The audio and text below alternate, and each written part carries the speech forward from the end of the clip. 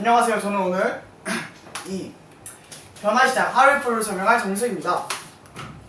일단 이 하루일프의 15가지 지렛대, 즉 이 하루일프의 차례는 첫 번째 자기규정, 두 번째 이유찾기, 세 번째 인생목표, 네 번째 목적의식, 다섯 번째 역상계획, 여섯 번째 파생효과, 일곱 번째 목표 분할, 여덟 번째 즉시실천, 아홉 번째 실험정신, 열 번째 백업플랜, 열한 번째 상황통제, 12번째 공개선언, 13번째 데드라인, 14번째 한계돌파, 15번째 자기균열을 설명할 것입니다.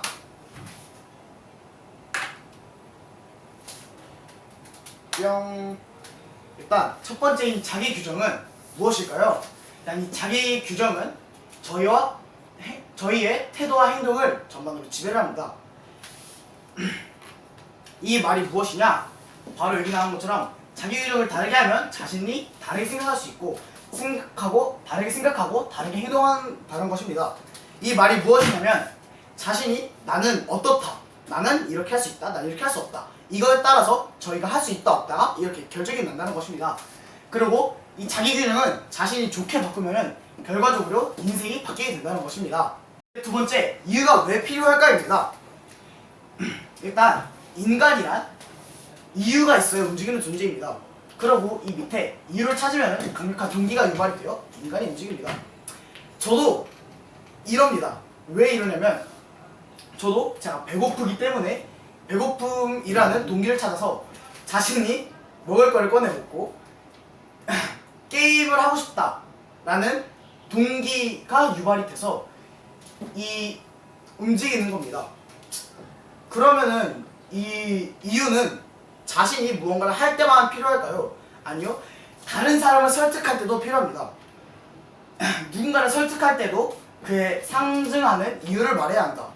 이 말은 예시로 들자면 제가 누군가 만약 세연이한테 제가 내가 너한테 이거를 줄 테니 나랑 바꾸자 라는 말을 했습니다. 그런데 이게 A의 상황입니다. 그리고 두 번째 B의 상황은 내가 누군가를 설득할 때 제가 그만한 이유를 대는 겁니다. 내가 어떤 이유가 있어서 그런데 이거랑 좀 바꿔주겠니? 이러면은 여러분들은 A와 B 어떤 거를 더 허락해 줄 것 같나요? 저 같으면은 B를 선택할 것입니다. 왜냐면 이유는 그에 마땅한 이유가 없습니다. 그래서 자신이 왜 바꿔줘야 하나를 모르죠. 그래서 여기 나오면은 이유 없는 삶은 없지만 이유를 망각하고 있는 삶은 있다. 한마디로 모든 사람이 이 이유를 찾아야 한다는 것입니다. 세 번째는 로드맵, 인생 목표입니다. 그러면 여러분 이 인생 목표가 왜 필요할까요? 첫 번째, 모든 생각이 목표의 달성에 집중이 되어 그 잡념이 사라진다고 합니다. 이 말은 자신이 만약에 자신의 꿈이 어떤 교사라 합시다. 그러면은 자신이 다른 사람에게 가르치려고 많이 배우고 누군가에게 가르치는 연습을 많이 할 것입니다. 그러면은 자신이 자신의 꿈을 이루기 위해서 계속 나의 꿈은 교사니까 이렇게 해야겠다라는 생각밖에 안 들기 때문에 잡념이 사라진다는 것입니다. 그리고 두 번째, 긍정적인 기분이 충만하고 에너지가 넘칩니다. 이 말은 무엇이냐면은 자신이 이거를 이루려고 계속 나는 이걸 할 수 있어 라는 생각을 하면서 난 이걸 해야겠다. 에너지가 없으면 이걸 못하기 때문에 이걸 할 수 있어 라는 에너지가 계속 생기기 때문입니다. 세 번째, 유혹에 휘둘리지 않고 좌절해도 포기하지 않습니다. 자신이 이 꿈을 완벽하게 이루고 싶다라는 목표라는 열정이 생기면은 난 이거를 남에게 방해를 안 받으면서 꼭 하기 위해 유혹에 휘둘리지 않을 것입니다. 그리고 언제나 사람은 살면서 포기라고 하는 게 하고 싶습니다. 하지만 자신이 나중에 이 목표를 달성해서 그렇게 기쁘다라는 성취감을 느끼고 싶기 때문에 좌절과 포기를 하지 않습니다. 이것은 제가 저의 로드맵입니다.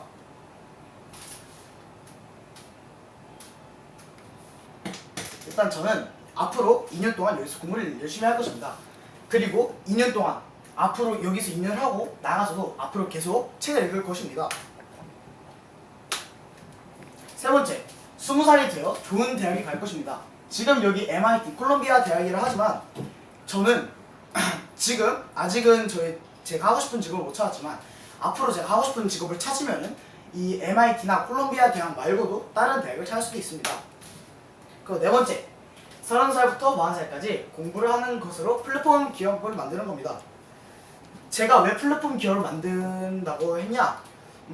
지금 4차 산업 시대가 이제 곧 넘어가고 원장님께서는 계속 이렇게 말하십니다. 지금은 평민이 이제 재벌이 될 수도 있다. 저는 이거를 이렇게 파악했습니다. 어떤 그 정거장처럼 버스가 이렇게 지나가잖아요. 그럼 여기서 플랫폼은 이걸 하는 것입니다. 사람들이 어떤 걸 하기 위해 그 거쳐나가는 과정. 그래서 저는 이 플랫폼 기업을 만들어 저의 목표, 즉 부자가 되는 게 저의 목표입니다. 그래서 저는 이런 로드맵을 한번 짜봤습니다. 끝. 이번에는 목적의식입니다. 이 목적의식은 뭐냐? 자신이 이거에 대해서 계속 이걸 이뤄내겠다라는 그런 것입니다. 그럼 제가 여기다 목적근이라 써놨습니다. 왜 목적근이라고 했는지 같이 보겠습니다. 만나는 사람과 자주 가는 곳, 보고 듣는 것이 달라진다.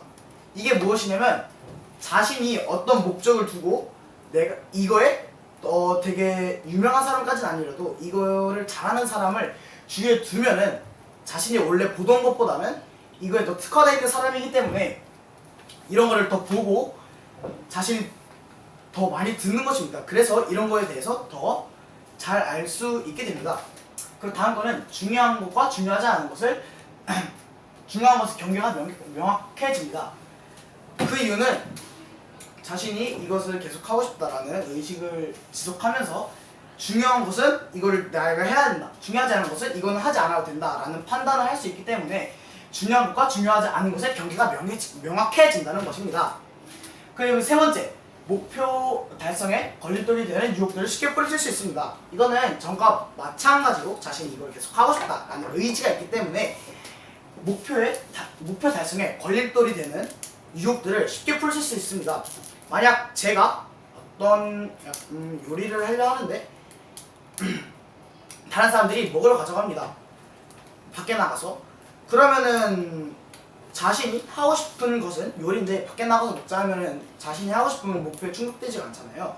그래서 이런 거를 유혹을 뿌리치고 자신이 하고 싶은 것을 꾸준히 이어간다. 그래서 예를 들 방금처럼 제가 요리를 그냥 계속 꾸준히 하는 것입니다. 잃지 않으려면 단단히 끈을 쥐고, 한마디로 목표를 자신이 이루려면 이 목표의 끈을 놓으면 안 된다는 것입니다. 이번엔 역상계획입니다. 이 역상계획은 무엇이냐? 미래를 기점으로 계획을 짜는 것입니다. 그러면은 이 역상계획이 저희한테 주는 좋은 효과는요, 첫 번째, 미래의 관점에서 현재 선택할 수 있게 해줍니다. 이 말이 무엇이냐? 자신이 미래의 생각을 해서 지금까지 계획을 짰잖아요. 그러면은 그 목표까지 갈 수 있기 위해서 지금 어떤 선택을 할 수 있을지 도움을 준다는 것입니다. 두 번째, 중요한 일과 중요하지 않은 일을 명확하게 구분할 수 있습니다. 이게 전에서 말한 것처럼 같은 거로 들릴 수 있겠는데 다릅니다. 왜냐하면 역상계획은 미래를 기점으로 지금 잡은 거니까 이것처럼 현재 어떤 게 중요하고 어떤 게 중요하지 않은지 서로 나눌 수 있다는 것입니다. 그래서 이것도 미래에 내가 어떤 것이 되기 위해서는 어떤 일만 해야 한다라고 구분할 수 있습니다. 그리고 세 번째, 유혹을 뿌리치고 효과적인 달성법을 찾을 수 있습니다. 일단 자신이 역상 계획을 통해서 목표를 짰잖아요. 그러면은 이 자신이 목표를 이루겠다는 의지 때문에 이 유혹을 뿌리치고 내가 어떻게 하면 이거에 더 빨리 갈 수 있겠다라는 효과적인 길을 찾을 수 있게 해줍니다. 이렇게 현재를 추구하는 자는 덧셈을 하지만 미래를 나타내는 자는 뺄셈을 한다. 이렇게 미래를 자신이 미래를 기반으로 목표를 짜야 한다는 것입니다. 이번에는 파생효과입니다. 파생효과란 작은 일이 커지는 증폭 현상이라 할 수 있습니다. 이 파생효과는 도미노처럼 이렇게 쓰러지는 도미노 효과라고 볼 수 있습니다. 파생 효과가 저희한테 주는 것은 무엇일까요? 즉각 요구, 충족보다 장기적인 부가가치를 고려해서 선택하게 됐다. 이 말이 자신이 지금 느끼는 것보다 나중에 더 오래 놔두어서 더 큰 가치를 얻을 수 있게 자신이 선택할 수 있다는 것입니다. 그리고 두 번째, 연쇄 반응을 고려하기 때문에 작은 일도 소홀히 하지 않습니다. 이 말이 무엇이냐면은 자신이 도미노처럼 점점 커진다는 뜻을 알고 있기 때문에 작은 일이 나중에 잘 되면은 커질 수 있다. 이 말이기 때문에 작은 일도 소홀히 하지 않는다는 것입니다. 세 번째, 남들이 포기한 일도 끝까지 도전하여 남다른 성취가 가능합니다. 이 말도 위에처럼 자신이 이거를 계속 쭉 하면은 어떤 일이 벌어지지 않으니까 포기하지 않고 일을 끝까지, 다른 사람들 다 포기할 때 나만 하면 나중에 저만 해서 성취하면은 이거에 대한 그 독점도 되고 하니까 이 남들이 포기한 일도 끝까지 도전하여 남다른 성취가 가능합니다. 내 마음속의 깊은 곳에 나비가 산다. 날기 위해 작은 날갯짓 하나가 나중에는 큰 변화를 가져온다. 그래서 이번처럼 작은 일이 나중에 커질 수 있다는 말입니다.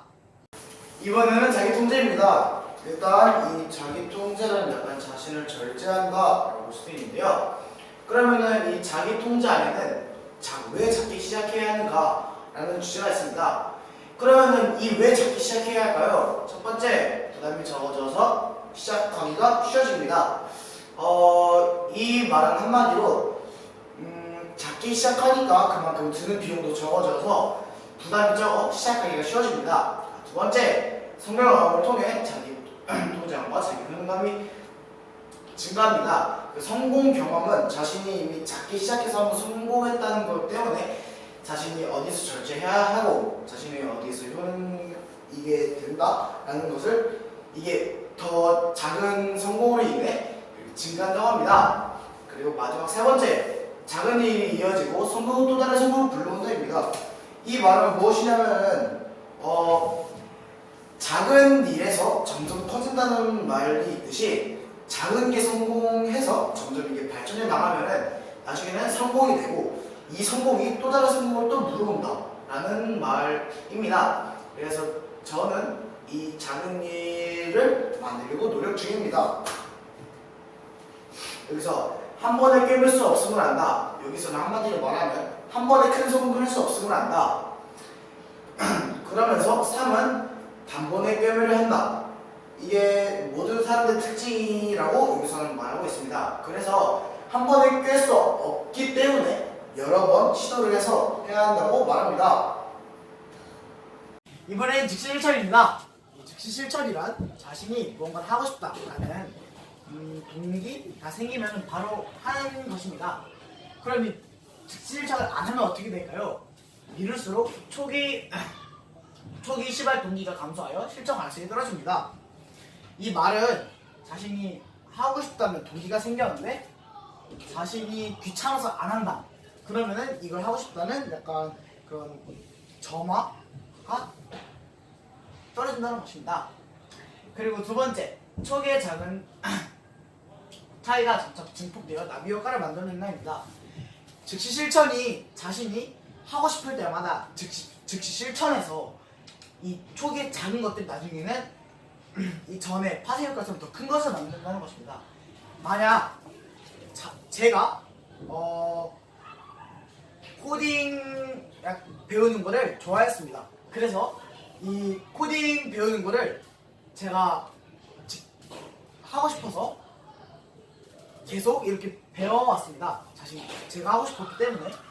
그래서 자신이 이걸 계속 배우면서 나중에는 이게 유튜브를 찍어 코딩에 대해서 코딩의 대명사라고 이렇게 불릴 수도 있는 것처럼 초기의 작은 차이점이 점차 진폭이 되어 나비 효과를 만들어낸다는 것입니다. 실험 정신에 대해서 말해보겠습니다. 실험 정신이란 두려움 없이 자신이 해보고 싶은 실험을 직접 계속 해보는 것입니다. 그럼 이 실험 정신이 왜 필요할까요? 첫 번째, 상식과 고정관념에서 벗어나 새로운 방법을 찾아낼 수 있습니다. 자신이 이건 안 된다, 이건 안 된다, 이런 사회의 고정관념을 벗어나서 나는 이거를 해봐서 할 수 있어 라는 이런 새로운 방법을 찾을 수 있다는 것입니다. 두 번째, 실패 가능성이 존재하므로 실패에 대한 두려움이 줄어듭니다. 여기선 실패 가능성이 있기 때문에 꼭 실패를 한다는 게 아니라 성공의 가능성도 존재합니다. 실패 가능성이란 실패 가능성만 있는 게 아닌 성공의 가능성도 있기 때문에 실패 가능성이 존재하므로 실패에 대한 두려움이 오히려 더 줄을 수 있습니다. 자신이 할 수 있다는 마음만 있으면요. 그리고 세 번째, 새로운 가설을 세워야 하기 때문에 다양한 해결책을 찾아냅니다. 왜냐면은 자신이 만약 로봇을 만듭니다. 근데 이 로봇이 모터나 나사 하나 빠져서 움직이지 않습니다. 그러면은 이걸 어떻게 해야 하나 라는 해결책을 계속 찾으려고 이거에 대해 실험을 할 것입니다. 적는다. 시도조차 하지 않으면 그냥 벽지에 불과하다. 이 말은 자신이 하지 않으면 결국 아무것도 안 된다는 것입니다. 다음은 백업 플랜입니다. 이 백업 플랜이란 A의 상황을 대처하기 위해 B의 상황을 만들어 놓는다는 겁니다.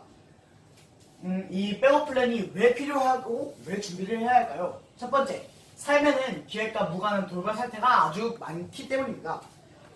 혹시 여러분들은 자신이 길을 걷다가 넘어질 거라는 생각을 해보셨나요? 저는 예전에는 그러지 않았습니다. 왜냐, 걷다가 잘 안 넘어지기 때문에. 근데 최근에는 제가 이런 걷다가 넘어질 수도 있기 때문에 그렇게 급하게 갈 거 아니면은 뛰어가지 말아야겠다는 생각이 듭니다. 그 이유가 제가 어디를 급하게 가지도 않는 건데 뛰어가다가 넘어져갖고 무릎이 다친 적이 한 번 있습니다. 이런 것처럼 이 비의 상황을 예상해서 자신이 전에 먼저 예방한다고 할 수 있습니다. 두 번째, 예상치도 못한 대비책을 준비할 수 없기 때문입니다. 자신이 만약 어떤 저처럼 이렇게 영상을 찍는 도중에 갑자기 무언가가 안 되는 경우가 일어나면 그때 바로 이걸 어떻게 해야겠다, 어떻게 대처해야겠다 라는 생각을 못하기 때문입니다. 세 번째, 백업 플랜 없이는 액션 플랜은 무용지물이 될 수 있기 때문입니다. 이 백업 플랜이라는 것은 제가 아까 말했듯이 이 상황을 대처하기 위해 만들었습니다. 그러면은 이 액션 플랜이라는 건 무엇일까요? 자신이 이걸 하겠다라는 그런 동기보다는 자신 활동인데요. 이 활동이 혹시나 어떻게 잘못돼서 다치거나 어떤 문제가 생겨서 못하면 거기 이 액션 플랜이 있는 것은 그냥 거기 사라지는 겁니다.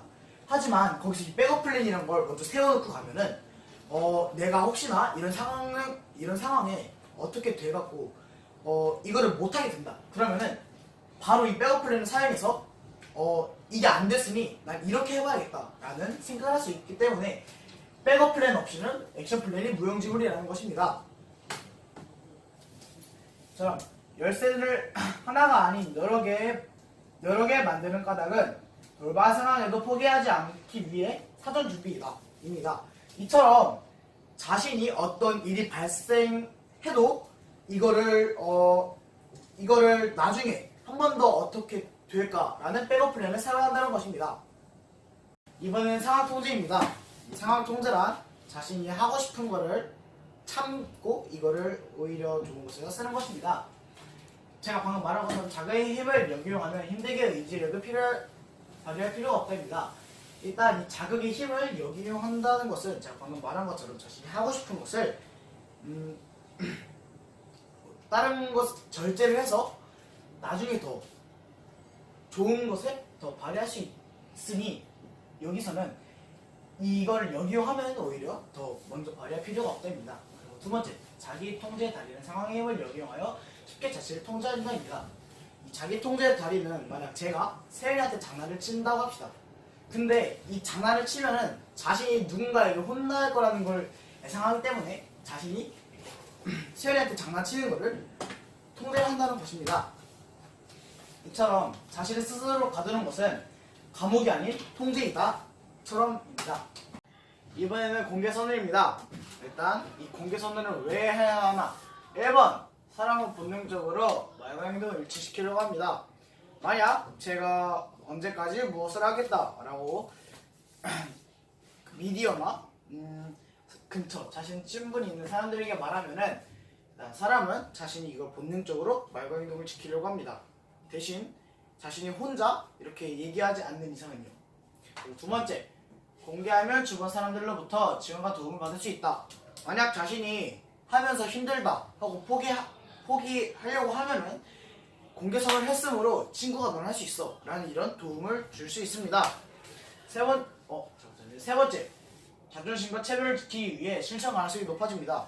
일단 아까 첫 번째처럼 사람은 자신이 말한 것을 본능적으로 말과 일치시키려고 하기 때문에 일단 다른 사람들에게 말하면 자신의 자존심과 체면을 지키기 위해서 이렇게 움직인다고 합니다.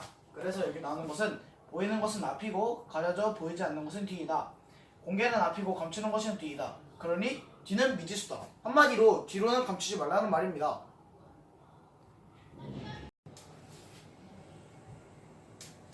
이번에는 데드라인입니다. 이 데드라인이란 자신이 언제까지 마감하겠다 이런 선을 정해놓는 것입니다. 일단 인간은 하기 싫은 일을 뒤로 미루고 싶은 것이 인간의 본성입니다. 저도 이런 지금 일과를 해야 한다, 숙제를 해야 한다, 솔직히 하기 싫어서 뒤로 미루다가 나중에 벼락치기로 한 번에 합니다. 이렇게 하면 되게 힘든다는 걸 많은 사람들이 알 겁니다. 그래서 이 데드라인을 정해놓으면 나는 언제까지 하고 이걸 언제까지 끝내겠다라는 선이 정해지기 때문에 인간이란 본성을 깨고 자신이 다 끝낼 수 있습니다. 두 번째, 중요한 일과 중요하지 않은 일을 명확하게 구분할 수 있습니다. 일단 데드라인을 걸면은 자신이 이걸 빨리 해야 합니다. 그래서 내가 이거를 해야 하는데 이거는 중요하고 이걸 안 중요한 걸 판단할 수 있습니다. 만약 자신이 안 중요한 걸 하면은 이 데드라인에 맞춰 일과를 못 끝낼 수 있습니다. 세 번째, 주요 분산과 궤도 이탈을 방지하고 신속하게 실행이 가능합니다. 만약 이 데드라인 전에 목표를 다 자신이 끝내면 놀 수 있다고 합시다. 그러면은 저는 이럴 것 같습니다. 이 데드라인까지 한 목표를 빨리 끝내고 놀 것 같습니다. 이 말은 이렇게 뒤에 목표가 있다면은 궤도 이탈을 방지하고 신속하게 실행이 가능하다는 것입니다. 1분 일찍 시작하고 1분 일찍 마무리한다. 한마디로 자신이 생각한 것보다 더 빨리 끝낸다는 것입니다. 이번에는 한계 돌파입니다. 한계 돌파란 자신의 목표를 뛰어넘는다. 스위트 스팟이라고 할 수 있을 것 같습니다. 그러면은 이 한계 돌파를 하면은 한계 돌파를 하면 좋은 점은 변화를 일으키고 싶다면 자신의 에너지를 투입해야 한다입니다. 이 말은 무엇이냐면은 자신이 이거 이상을 하기 위해서는 에너지를 투입해 더 나은, 더 많이 할 수 있는 목표를 설정할 수 있다는 것입니다. 두 번째, 성공한 사람들은 임계점을 가정하고 한계 돌파를 시도합니다. 이 임계점이란 자신이 딱 여기서 목표입니다. 성공한 사람은 이 임계점을 두고 이걸 한계 돌파를 시도한다는 말이 무엇이냐면 나는 이 목표보다 이 위에 에너지를 받아서 더 넘어가겠다라는 말입니다. 그래서 물이 끓지 않으면 쌀은 밥이 되지 않는다. 데우기를 90도에서 멈추는 삶은 결국